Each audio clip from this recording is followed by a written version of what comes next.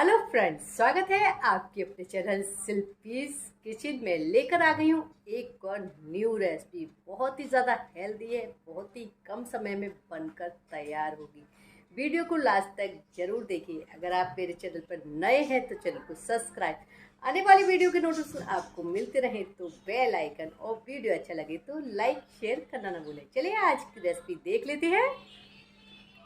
यहाँ मैं ले रही हूँ बड़े से बर्तन में 2 कप गेहूं का आटा। बहुत ही सिंपल सी रेसिपी है। आप कभी भी इस रेसिपी को अपने घर पर बहुत ही इजीली तरीके से बना सकते हैं।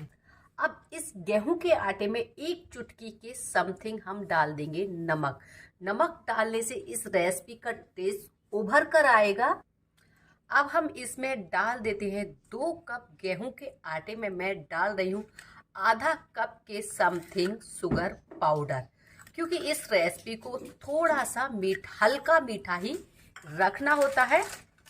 तो आप शुगर पाउडर की जगह यहाँ गुड़ का भी प्रयोग कर सकते हैं।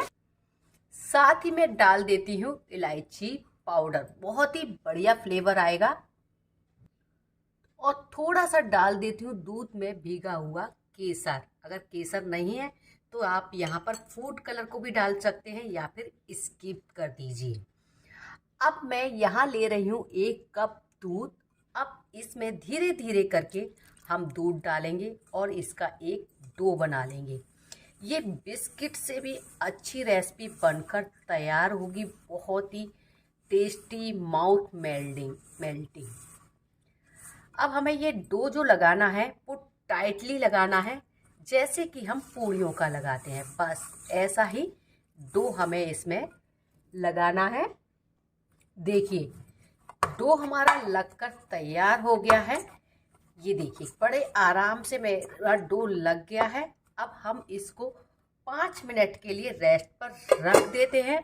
और जो हमने 1 कप दूध लिया था ना, उसमें से भी 2 टेबल स्पून के समथिंग दूध बच गया है। इसको करते हैं साइड में। डो को रखे हुए 5 मिनट हो गए हैं। ये अच्छे से सेट हो गया है। रखने के बाद और ज़्यादा सॉफ्ट ये हो गया है। अब हाथों पे लगाएंगे थोड़ा सा ऑयल, जिससे डो हमारा चिपके नहीं, और इसको मसल लेंगे। ये इस तरह से हम इसको मसलने के बाद इसको हम 2 भागों में बांट देंगे, और एक पार्ट को हम ढक कर यानी कि कवर करके रख देते हैं। अब इस पार्ट पर हमने हल्का सा लगा लिया है ऑयल, और इसको हम बेल लेते हैं। इसके नीचे हमें सूखा आटा बिल्कुल भी नहीं लगाना है, क्योंकि डो हमारा इस कंडीशन में है कि हम इसको बेल सकें। और बहुत ज़्यादा पतला इसको हमें बिल्कुल भी नहीं बेलना है। इस तरीके से हमें इसे बेल लेना है। देखिए मैंने पूरी का साइज इतना बड़ा रखा है और थोड़ी सी मोटी रखी है। ये आप देख सकते हैं कितनी मोटी मैंने इसको रखा है। बस इतना ही बड़ा हमको इसे रखना है।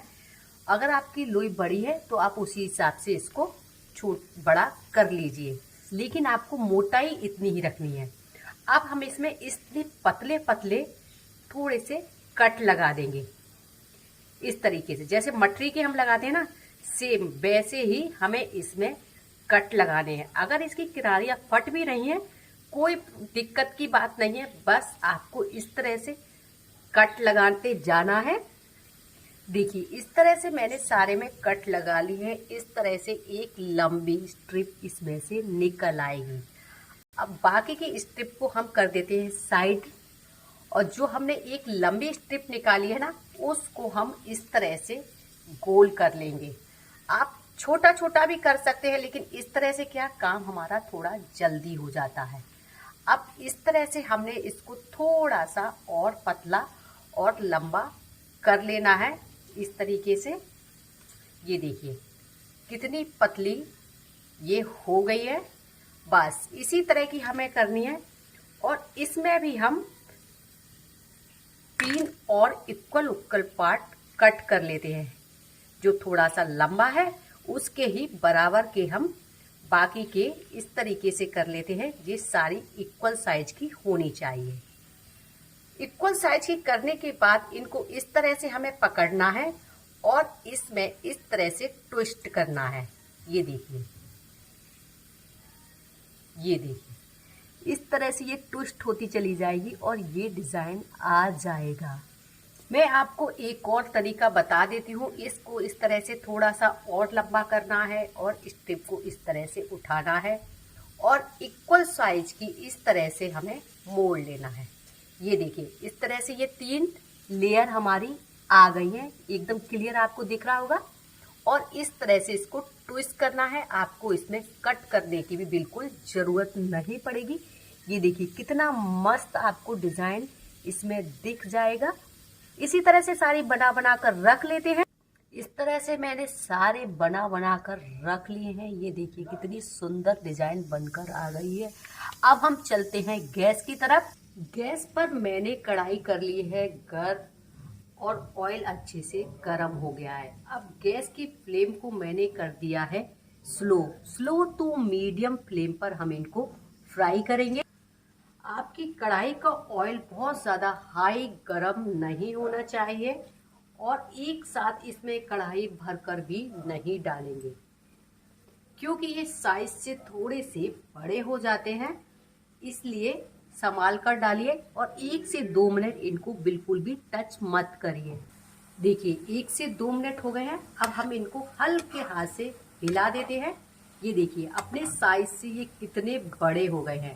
ये आप देख सकते हैं कितना बड़ा हो गया है और थोड़े से फूल भी गए हैं। बस इसी तरह से हमें इन्हें बनाने हैं और एकदम स्लो फ्लेम पर इनको हम फ्राई करेंगे। देखिए उलटते पलटते हमने हल्का हल्का ब्राउन इनको मीडियम टू लो फ्लेम पर फ्राई कर लिया है। अगर आपने इसको स्टार्टिंग में टच कर दिए तो ये खुल जाएंगी। जो हमने डिज़ाइन बनाई है ना वो खुल जाएगी। अब देखिए मैं आपको पास करके भी दिखा देती हूँ कितनी मस्त इसकी डिज़ाइन आई हुई है। देखने में जितने अट्रैक्टिव है, खाने में उतने ही ज़्यादा टेस्टी बनकर तैयार हुए हैं। इसी तरह हम बाकी के भी फ्राई कर लेते हैं। इन्हें हम प्लेट में निकाल देते हैं। आप इनको इस तरह से भी खा सकते हैं, लेकिन एक और तरीका मैं आपको बता देती हूँ। आप इसको ऐसे भी खा सकते हैं, बहुत ही क्रिस्पी है। देखिए मैं आपको एक तोड़ के भी दिखा देती हूँ। इसकी क्रिस्पीनेस बहुत ही ज़्यादा टेस्टी बनी है। और दूसरा तरीका ये है, मैंने यहाँ ले ली है ये गुलाब जामुन की चाशनी। ये मेरे पास रखी हुई थी, मैं पहले से ही बनाकर रख लेती हूँ। और इसको इस तरह से इसके ऊपर आप डाल दीजिए। इससे भी इसका एकदम मस्त फ्लेवर आता है। देखने में भी बहुत ही ज़्यादा अट्रैक्टिव लगती है और खाने में भी बहुत ही ज़्यादा टेस्टी लगती है। आज की ये रेसिपी आपको कैसी लगी कमेंट्स करके जरूर बताएं। अच्छी लगी हो तो लाइक शेयर करना ना भूलें। मिलते हैं नई रेसिपी के साथ। Till then good bye.